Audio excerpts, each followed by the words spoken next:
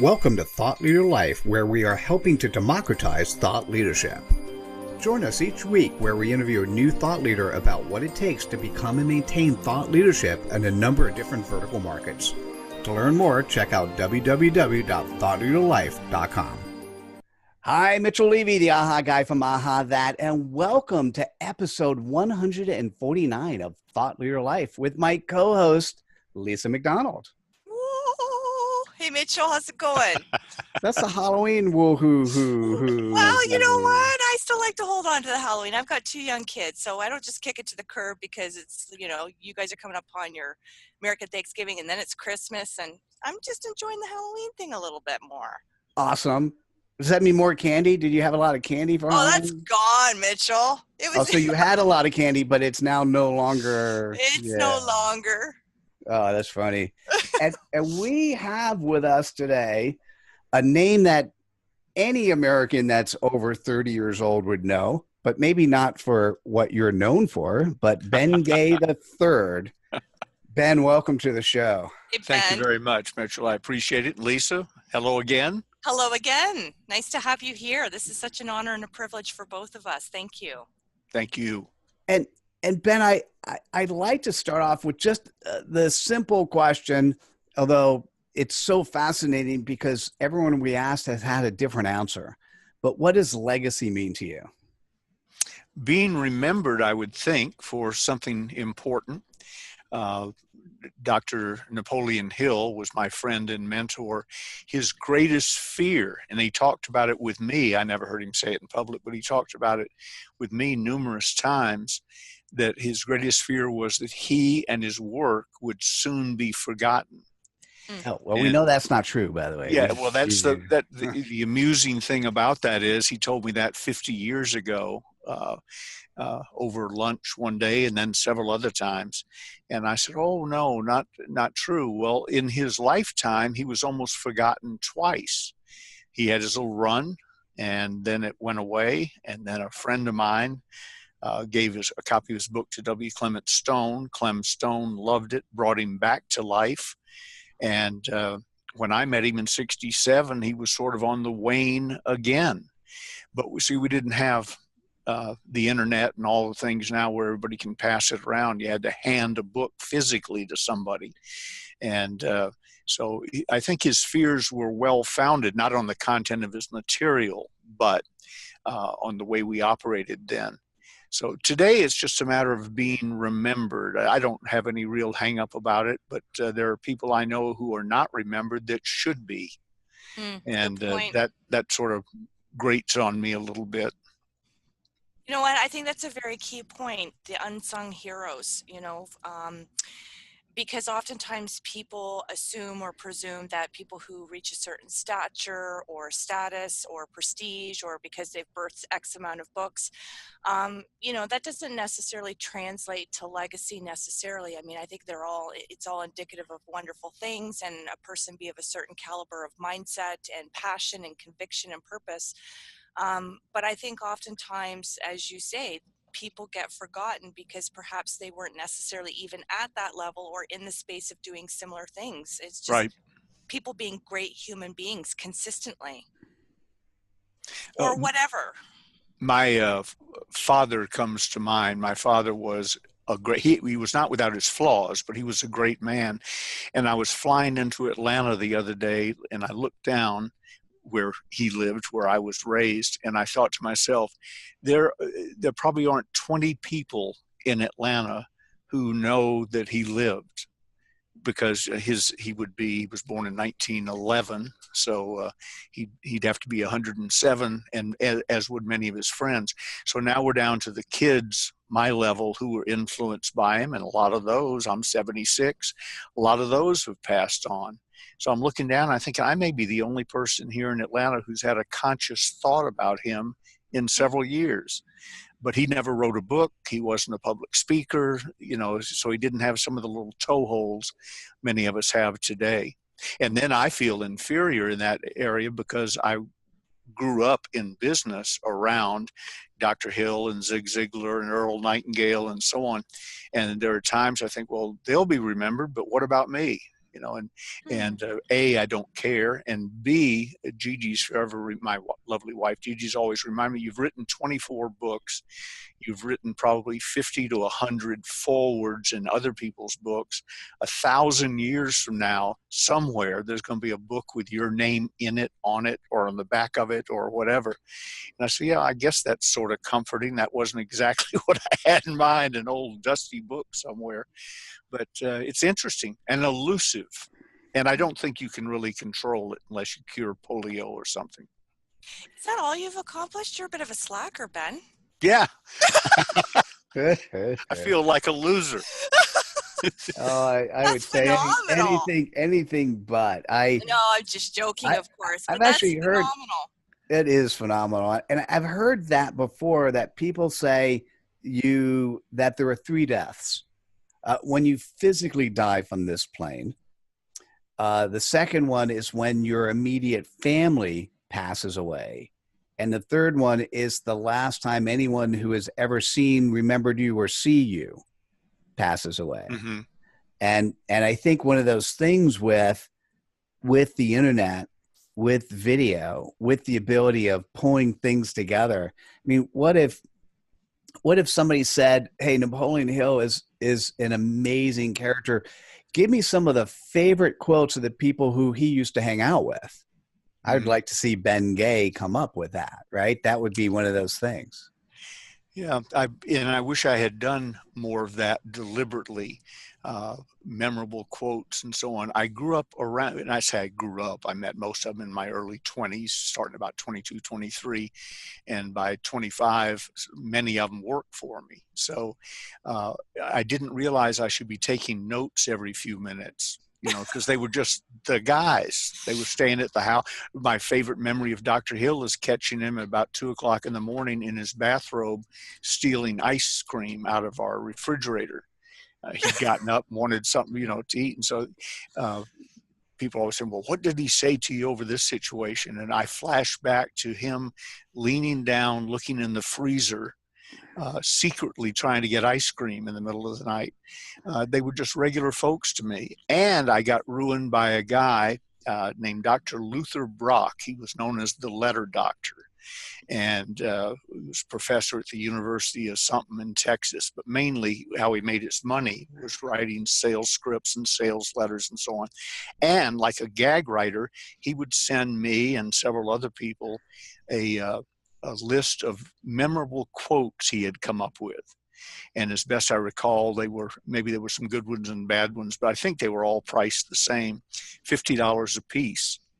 And I can tell you, if I really put my mind to it, of 20 or 25 very famous quotes you've heard of that Luther Brock wrote. And I never bought one. I think I bought one just so it looked like I was friendly, and I don't recall what it was I bought. But one of the most famous ones, and I won't say it because extensions of him are in the business and using it, I see it 2 or 3 times a day, is one that I thought wasn't worth $50 because it was too long and sort of cumbersome. You had to think about it. Probably the most memorable quote of the modern era. Wow. And he paid Luther Brock $50 for it. And it almost became a career. And that, in a way, I know this sounds odd, sort of soured me on it because I knew where the quotes were coming from, and I knew they were $50. And I just didn't warm to getting known for things. The few things I quote nowadays, I shouldn't say this, somebody will figure out what I'm doing, but I attribute them to a philosopher named Yagneb, Yagneb. And it just says dash Yagneb. Well, Yagneb is Ben Gay spelled backwards. And brilliant. And only one person now that I've announced it, everybody will. Ray Considine, old friend of mine, a legacy in the direct marketing industry. I quoted something from Yagneb, and he wrote me back an entire email in reverse. No. Yeah. And that was his way of saying, I got it. I know who Yagneb is. So So I'm not going to go down as a poet like Jim Rome, some of the people, Earl Nightingale and so on, who have these very famous quotes. You become what you think about. A comes out of the Bible, then James Allen, and so on. But Earl got it reading Think and Grow Rich by Dr. Napoleon Hill. He talked about it. He said, and there on page 143 was what I was looking for, was you become what you think about. So his most famous quote wasn't his, it was 4 generations back. Oh, that's funny. Right. As a matter of fact, I want to read one. We actually did a AHA book. So we have a platform, AHAthat. It's got 140 bite-sized quotes. So we actually took Think and Grow Rich and made an AHA book. And I'll tell you the one we're working on right now, because an entrepreneur said, Mitchell, have you ever read Outwitting the Devil? Right. And I go, no. He goes, it's Napoleon Hill. I'm like, well, this one has done so well. So let me read you an AHA message from Napoleon Hill. It's AHA number 8. And for those who want to see it, it's at aha.pub/thinkgrowrich. You can see 140 quotes from Napoleon Hill, Think and Grow Rich. And this one is, life is strange and often imponderable. Both its successes and failures have their roots in simple experiences. Heavy, as the kids say. Or as my kids used to say, I don't know who still say. This was given to me as a birthday present recently. Wow. My 73-year-old copy of Think and Grow Rich. Beautiful. And when I opened it, there's Dr. Hill signed it. Oh my gosh. To a lady named Grace Dixon, who didn't benefit from it because the spine has never been cracked. Wow. When it was handed to me and I started to open, I thought, boy, that's tight. And then I realized it's never been cracked. So unfortunately, that happens with many books these days. Right. Which is what I really love about having us be known for some memorable quotes. And as you mentioned, sometimes those quotes may not be things that we originate, but rather we share of others. Yep.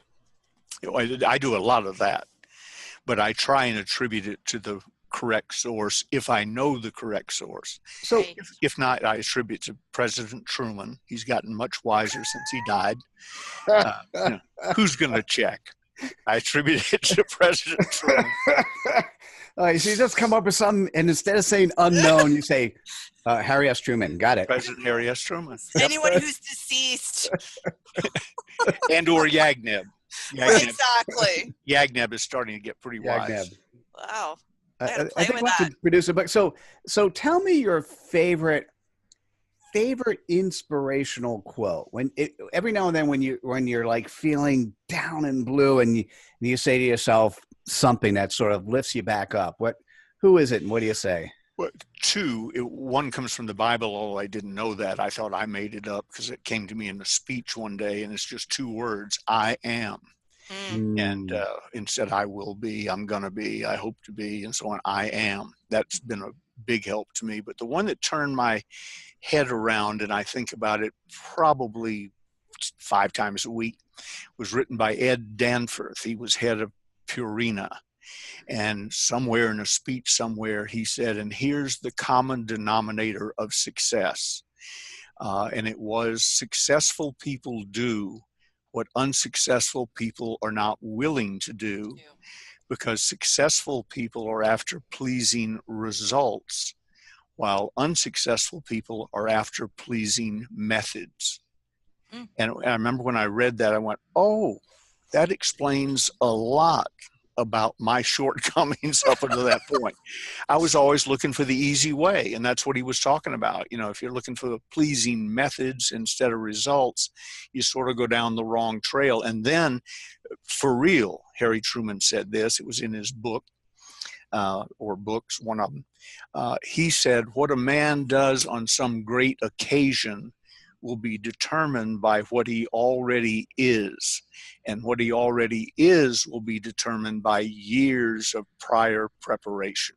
Mm. So true. And that was one of those where I went, oh, you have to Yeah. get serious about this. You got, when they came to him and told him as vice president there was an atom bomb, he didn't know about it, even though he's vice president. And they said, we have it, and the war is at this point, and so on. And what should we do? And he said, what are the options? Well, one of the options was to firebomb Japan and then invade it and probably have 2 million American casualties and Canadian and so on, but 2 million casualties. Or he could put 12 men, I think it was, in 2 bombers, fly over and vaporize a city and see if that wouldn't bring. So they said, well, God, how did you do that? He said, like that. Nothing to it. A, it was math, and B, he'd had years of prior preparation for that moment and that decision. He didn't sleep on it. He heard that they had it. He heard what their options were, and he said, drop it. Mm. That's a good example to illustrate that point, because oftentimes people get tripped up in their daily lives with, sometimes over analyzing or being too methodical. Whereas, as you've pointed out, and very good example to illustrate that is, if you're always thinking hypothetical, or you're thinking bigger picture, or if you're a visionary and you're goal oriented, or you're setting intentions, or you're honing your craft, honing your mindset, then when that day actually does come, you are well equipped, and you don't have to waver on it. It's just an instantaneous, some people call that intuition. Some people call it, honing the muscle mindset. Some people just call that a culmination of different things, but they're implemented and they're practiced day in and day out and day in and day out to the point where it becomes really a part of your DNA, and it becomes second nature. Dr. Hill used to sit at the end of my conference table. My desk was a big conference table. I sat in the middle of it. He would sit down at the other end. And he never interjected or corrected me in front of anybody else. But when we were alone, if a decision had been up in the air or something, when the door would shut and everyone was gone, Dr. Hill and I are sitting there, and he would say, take action. And, occasionally in the beginning, before I got the rhythm of our relationship, he said, take action. And I said, well, this and that. He said, you can always correct, but let's get started. I thought of him when I started the 800 call center industry. 85 or 90%, whatever it was, of all Americans didn't know what a toll-free number was. They thought they were still paying. So they yelled at us because it was long distance, and they talked really fast because they didn't want to run up a big phone bill. So, but realizing I was up against that, I had to build an industry and a company at the same time. And I started to hesitate. Dr. Hill had been dead then for 20 years, I think. Almost 20 years. But I remember sitting there in the office one day going, do I pull you flip the switch, you start $20,000 phone bills per line for one line, $20,000 up front, plus overtime at the end of the month. So pulling that lever and saying, okay, flip them on, was a big decision. And I heard Dr. Hill saying, Ben, take action. Mm. And it turned out that my original idea 10 years later when I left the business was almost 98% wrong. Really? What we sold wasn't what I offered, was not what they bought. So listening to customers, we started making shifts and changed what we offered. All I was offering was a message service and a locator service for fellow professional speakers. Little did I know that most professional speakers don't do that well, couldn't afford an answering service, and weren't traveling enough for anybody to care where they were located. By the way, still true today. No. Well, it is. It is. Exactly the same problem. There's just more of them now. So maybe somewhere in there, somebody's got a little money. But and then we started the ad response business, charging by the call, and started landing big accounts and so on. And we were off and running. But my initial idea was wrong. And if I'd thought about it long enough to figure out how wrong it was, we never would have launched the business. But Dr. Hill said to me through the ether, take action. Yeah. Beautiful. I think that's Well, okay, Lisa. I'm sorry. no. You go ahead, Mitchell. I think that's interesting when most people start their businesses and present an idea is they're not ready to be truly listening to the customer and changing who they are and what they do. And that seems to be based on all the stories you've said so far. And this conversation is not even going to get close to what I really want to learn from you, Ben. But it seems to be a big piece of what you do, of who you are. And that is, you're not afraid to go out there, offer a service, and then start listening. And your ability to close is your ability to listen and adjust to the audience you're working with. Is that a fair statement? And what is that? Is that how you lived your life? Or tell me a little bit more. I don't know if it's how I live I'm butt-headed. Is maybe, you know, I'm sure to Gigi, that's not one of my greatest attributes, but I'm butt-headed. My sister on Facebook somewhere the other day, somebody said, well, you know, he said this or he did this or something, and she sometimes dips into business stuff with sister stuff that I don't really need. I've deleted her comments on more than one occasion. But she said, I'll say this for him, because they know she's a loving critic of mine. She said, I'll say this for him. He's no quitter. You know, because I started a business and I was wrong and got fired from Holiday Magic after I built the company to, in today's money, $3.5 billion. And over a silly little dispute over money, wound up getting fired and went to federal prison. I prefer to call it a guest of the federal government at a gated community. So I've had all those setbacks, but if you looked at what appears on the surface, there's no break from the beginning to the end. Because while at Lompoc, I wrote the closers part 2 longhand and mailed it home a page or two or a chapter or two at a time. By the time I got out, it was a bestseller. So, and you just have to take what you got and work with it. And under that premise, I don't quit. I don't quit. It's not in me. Well, based on all of that, this is what I glean. This is my takeaway aha moment from everything you just said. And you said it so beautifully and succinctly there, Ben. You know, for anybody, regardless of what it is they do, whether they can relate to our path and similar things that create commonality amongst the three of us or not. But I think if whatever it is somebody endeavors to do, I think if they do it with passion, they do it with vigor, they do it, as you pointed out, in terms of the ether and how it was communicated to you, you know, not only don't quit, but take action.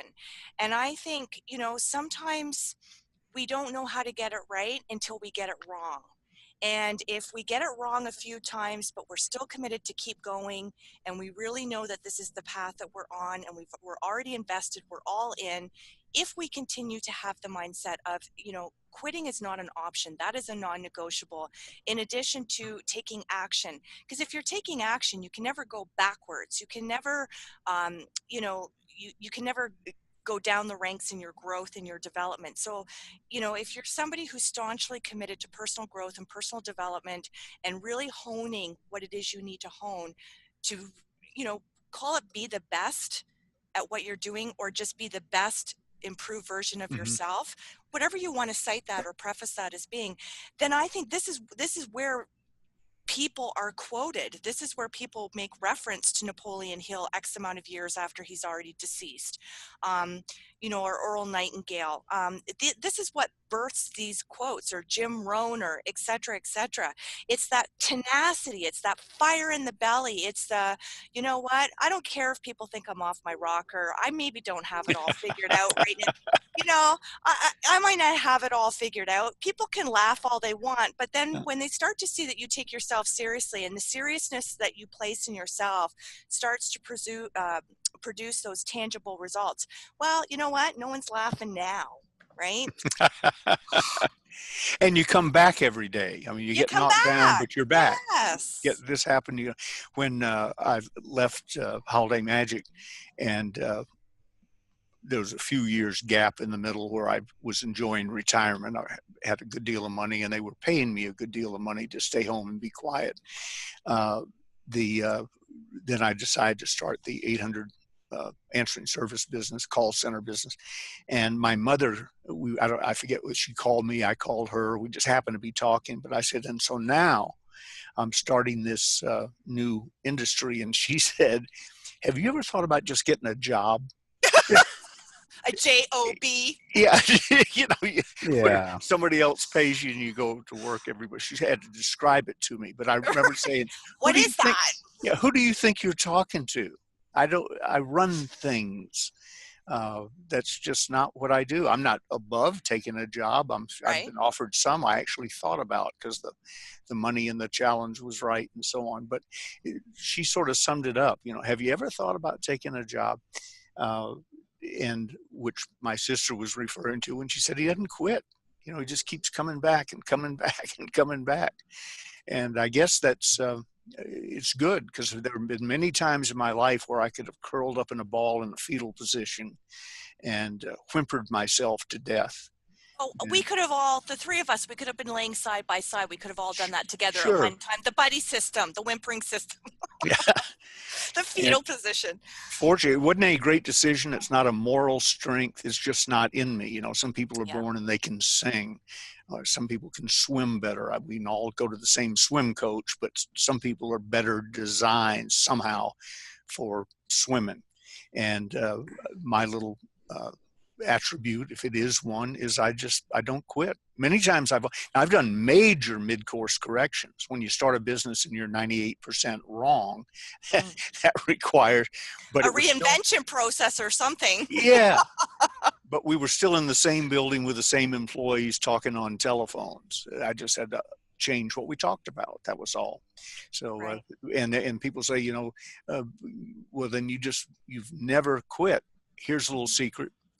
I've quit many times, but I never told anybody about it. And it's like Mother Teresa. Mother Teresa, at the end of her life, admitted there was a 40-year period where she didn't believe in God.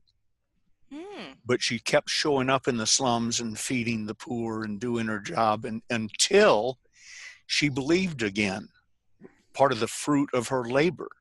But if Mother Teresa can go without believing in God for 40 years, then I'm entitled to whimper a little bit from time to time.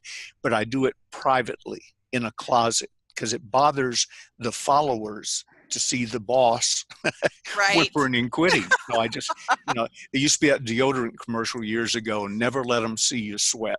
Right. And I thought I was watching a deodorant commercial, but it's affected my life. I got all the problems anybody else has. Try and catch me at it. So would you say then, in terms of your legacy and how you wish to be remembered, would you succinctly say, you know, as long as people always remember that it was non-negotiable for me, I was Ben never quit. Like, would that be kind of, if you could put that on your headstone or whatever your choice is for how you wish to depart this world? Maybe on the headstone it'll say, we finally made him stop. You'll still go on. Johnny Carson we'll said, never see the end of you. Johnny Carson said on his tombstone, he wanted to say, I told you I was sick. Oh, God. But yeah, perhaps. What I really want as a legacy is to those who knew me, and I understand this will fade. There may be a book in the library hundreds of years from now, but when the immediacy fades, I want to be remembered as a good and decent human being who was a good father and a good husband and loyal to his friends. I am loyal to a fault. If you and I are buddies and you get in trouble, there'll be two of us in the foxhole. Love that. Well, and what I will say to attest to that, I mean, we've only done radio before, but based on the synergy and the connection, and of course we knew that this was going to be upcoming, and here we are now, the day of live. You've been very gracious. A lot of people who I have interviewed on radio, or, you know, we've played in the arena of whatever it was we were dabbling in at the time, you know, they do their bit and I have no expectations. I'm just grateful for whatever, but then they dissipate and you never hear from them again. And we're busy. I get that. No personalization. But you have consistently been supportive of me prior to the interview, since the interview, and here we are again. And you know what? I knew that that was genuine, and I knew it had nothing to do with the fact that you still had round 2 with Lisa and Mitchell here tonight. I really gather that from your spirit. I gather that from the way you interact with everybody. Loyalty would definitely be something I would characterize of you as well, just based on this exchange that we've had with one another. You're very genuine, caring, warm individual, and you've been Well, nothing thank but you. lovely towards me. So Thank you. I appreciate it. Well, I instinctively like both of you. And thank you. I've told you that. Well, there are people I don't deal with. They wouldn't say all the nice things you just said. They've never seen a bad side of me, but they don't see me at all. Mm-hmm. Right. I am very good at disappearing. Me Uh, too. yeah, I can make you what the Russians call a non-person. There you go. You don't exist to me. I don't care if you get rich or die, or it doesn't make any difference to me. Right. You just don't exist. I got some of those. Yep. But if I spend time with you, I care. Mm-hmm. And maybe it shows. I really appreciate what Oh, you said.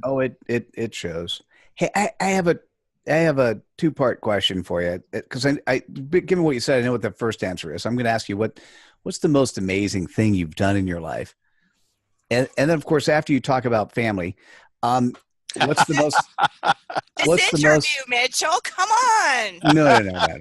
And then and then and then also, what is the most interesting or amazing or thing you're most proud of in business? Those are, so you can answer that anyway, but by definition, hearing you talk, I know it's family and those close to you. So let's assume you don't have to talk about that, and really on the biz, because that really, I don't have to ask the question to know what I feel what the answer would be. So let's talk about the business side.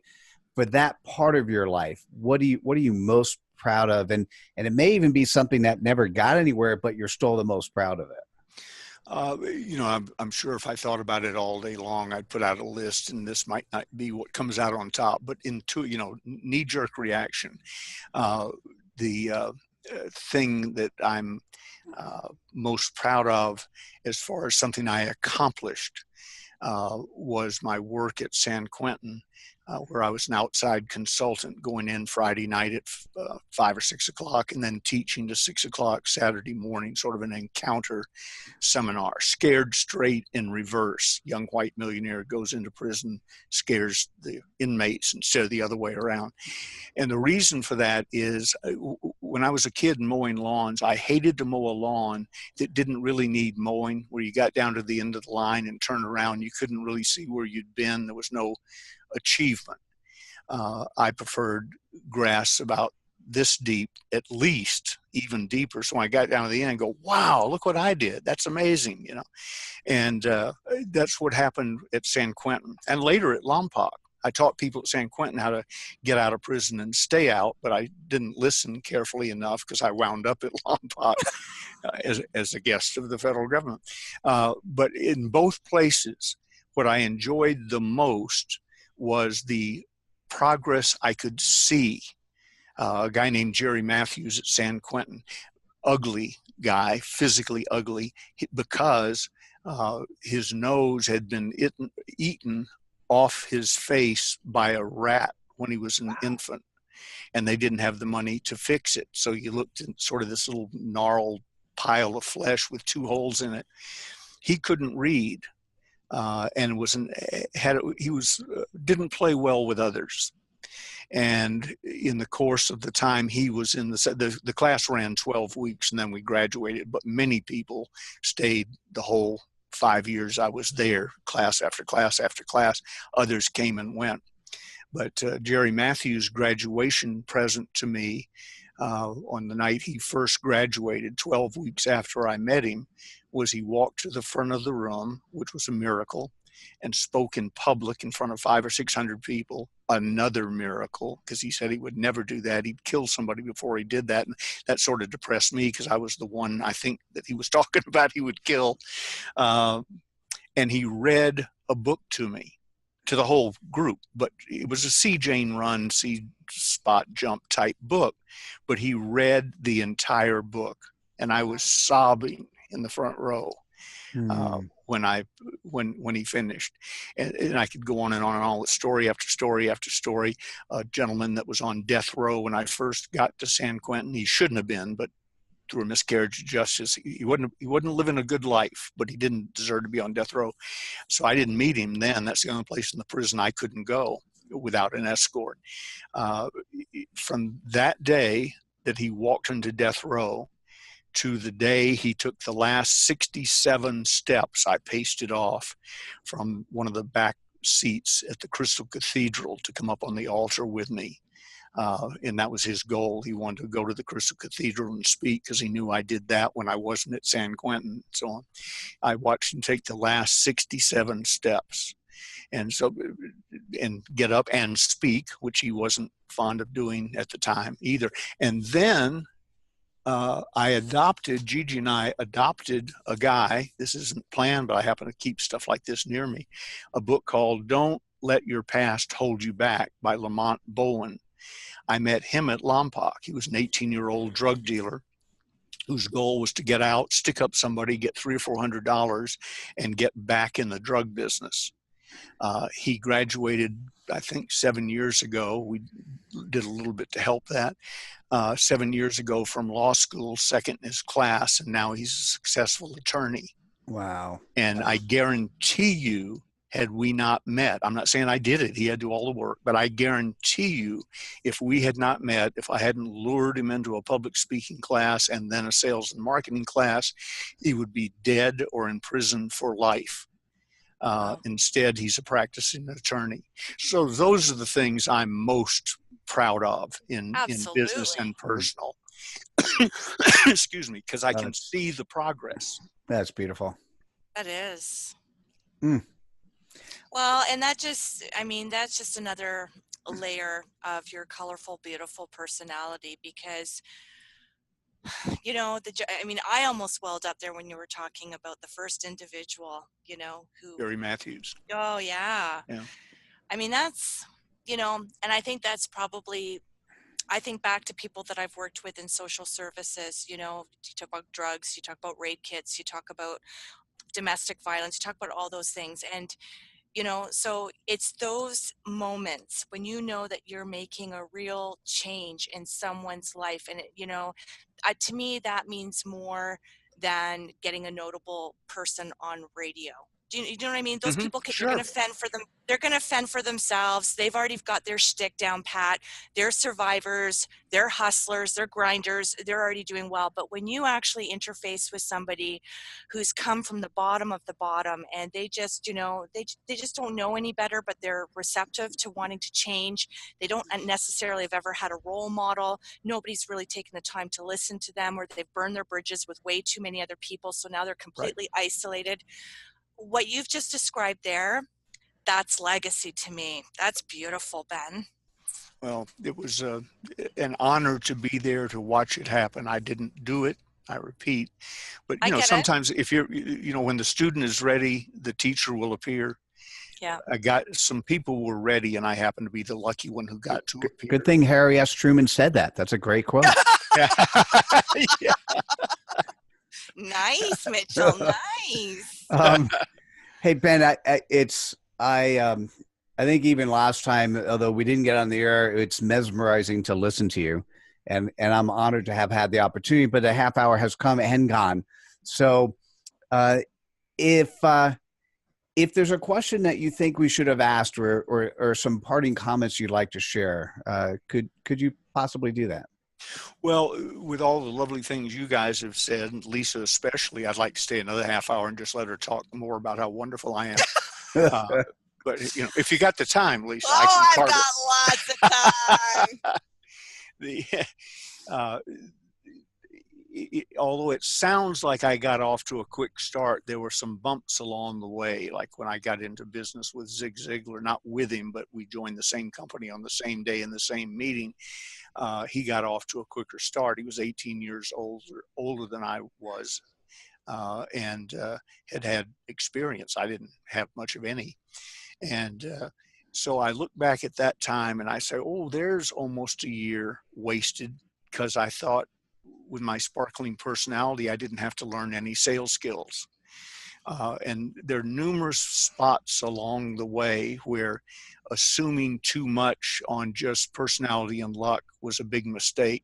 So I would say, if I had to, especially to your, it's never too late, but especially to your younger listeners and viewers, I would have gotten serious sooner.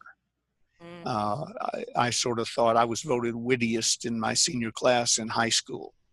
And of course, the high school right before that, I got thrown out of. So, you have your ups and downs. We have something else in common. All right. Go But team.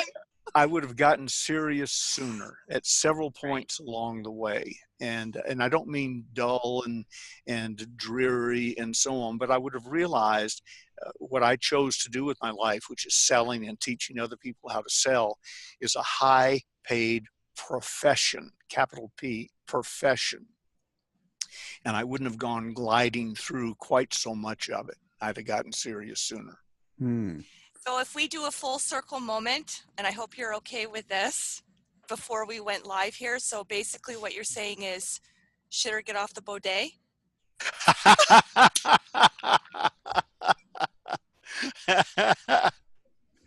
Well, that'll be an inside.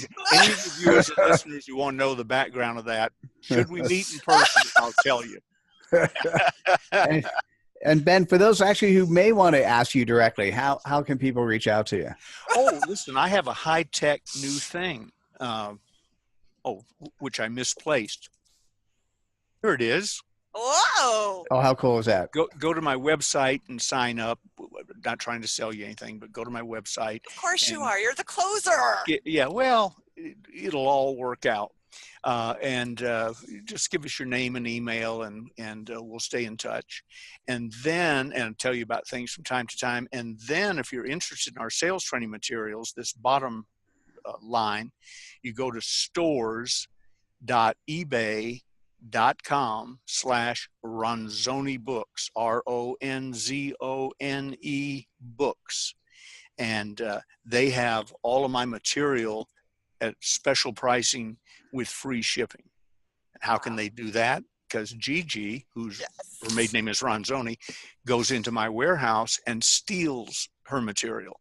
So she doesn't have a cost thing to deal with. I love that. And no one in the warehouse yet has had the courage to say, Mrs. Gay, put down the books. Put down the books. So that's how you do it. Or I'm easy to, people are always saying, my God, you answered the phone. How is that possible? Well, I'm always first in the call rotation. If I'm on the phone, it's got to go somewhere else, but I'm first. I found that hiding from your customers is not a good idea. So you can just pick up the phone and call. Isn't it amazing? There were 40 years of life that I know of where people would hide from their customers. And nowadays you could call anyone. If they're around, they'll pick up. Absolutely. Sure. Well, now it's a cell phone, and the secretary has retired in many cases. But Ray Constantine was in my office one day, and he had come up to visit when I was running the big company, the cosmetic company. And he said, Ben, even though I'm older than you are, I've learned so much from you. But if you teach me something and I don't know the benefit or whatever, would you help me before I adapt it? And I said, yeah, sure. What? And he said, well, when I came up here, I had to go through security to get into the lobby. When I got in the lobby with an appointment, you all knew I was coming. The lady there had to buzz me into the inner sanctum, where I was met by your secretary's secretary, who walked me to your secretary, who then buzzed you and got me in. And I've had similar experiences when to phone you, I had to go through the receptionist, through your secretary to your secretary. What is the benefit you found in hiding from your customers? And I thought, I can't think of one. So this is back in the days where you had phones that plugged into the wall. I buzzed Marty, my executive assistant, and I said, Marty, and secretary, supposedly, she was my boss, really. I buzzed her and I said, install a phone on my desk, please. Not through any reception switchboard, just on my desk. And when she did a few days later, I published that number to 350,000, I think at any given time, distributors around the English-speaking world. And I said, if you need me, call me. Well, the phone didn't ring a whole lot, but the calls that did come through were quite important. And so ever since then, I answer the phone if I can. Nice. And if not, and you go to voicemail, leave a voicemail message, I'll return the call. So I assume that means you want to leave us your number.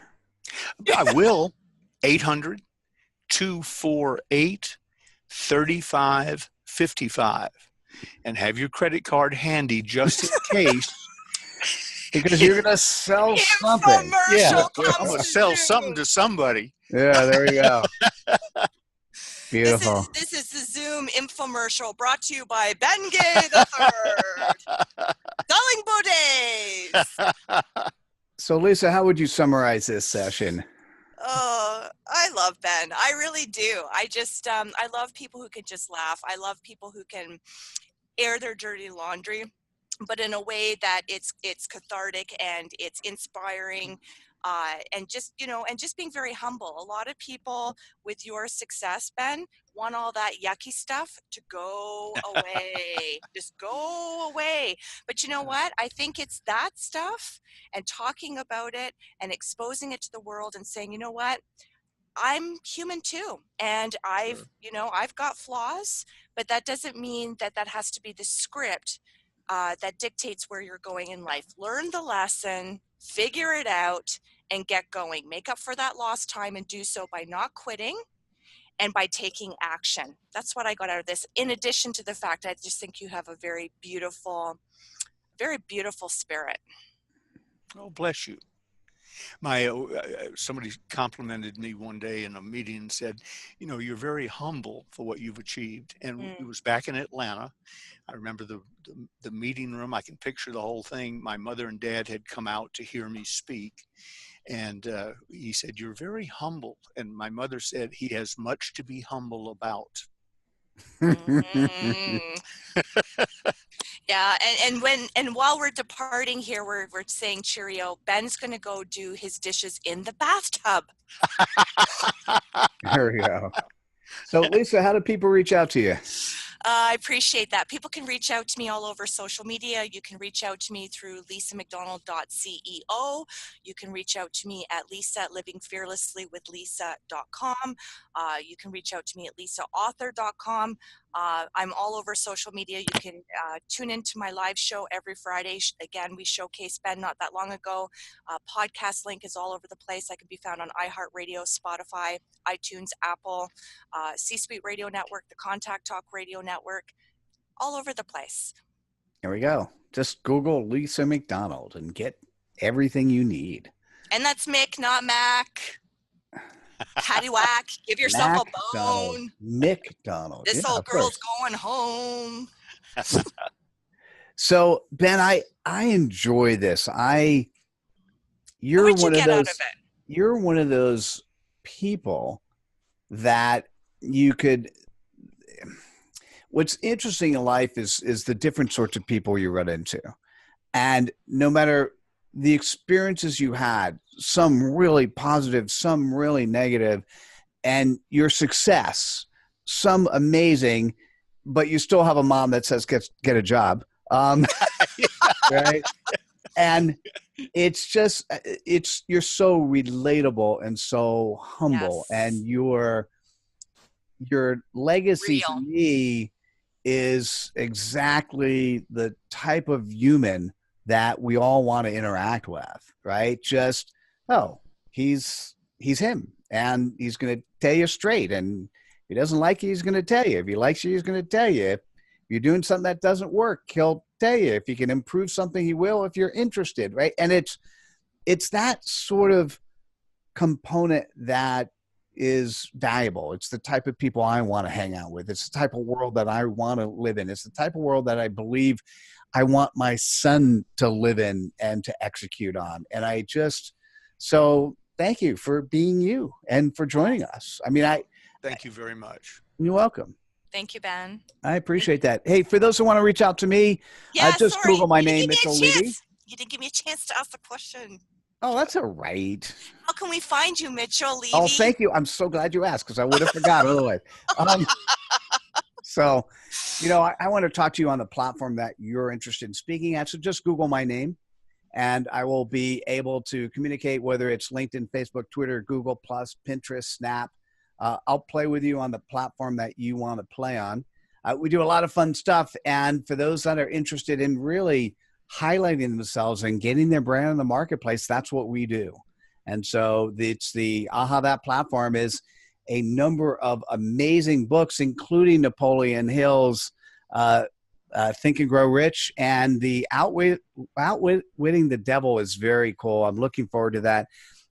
My surprise has been The Wizard of Oz. We took, because it's in the public domain, we took that content, and that's pretty powerful as well. Is that my favorite? And I think my favorite of public domain books, we took 140 Irish proverbs and made that. I'm Irish, by the way. And so I think you'd enjoy that. So I think it's County AHAthat.pub/Irish Proverbs, and you could read 140 Irish Proverbs. And anyhow, it's been a pleasure and honor to interact with you. Thanks so much for coming. Lisa, thanks so much for the introduction and bringing Ben to the show. And we have one more episode of the Legacy series from Thought Leader Life. And stay tuned. Then we're interviewing you. And it's, you got me on your show. And I'm looking forward to that. I'm interviewing. No, we're doing another Zoom to complete the full circle legacy. Oh, that's right. I forgot about that. Yes, because we opened up this whole series with you in interviewing me about my take on legacy, and then we jumped right into the roster of guests. And yes, we do have one more guest remaining, but we are not completing this series without getting your input as to what does legacy mean to Mitchell Levy. And I noticed this is the one segment outside of the first three. I didn't see you take your Snapchat picture. Oh, thank you for reminding me. See, I'm watching you. It's because Ben was so engrossing. I was all in. So, but thank you. Yes. Okay, I got it. And thank you for not saying "say cheese." I love people who don't ask me to do that. You guys were great. Thank you so much for joining us, everyone, for participating. Thanks for another great session of Thought Leader Life. We'll see you at the next episode. Thanks, everybody. Take care. Bye now. Love you both. Bye-bye. Thank you.